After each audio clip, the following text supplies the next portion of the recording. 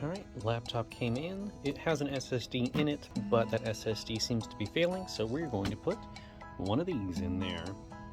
Alright, let's get this going.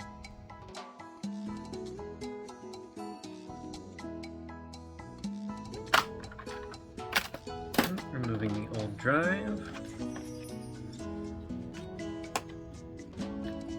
I don't remember where we got this drive.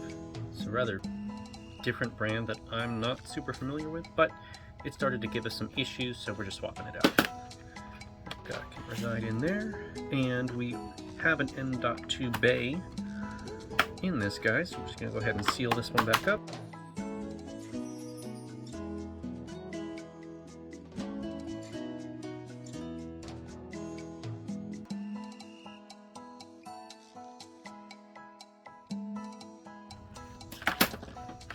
Alright,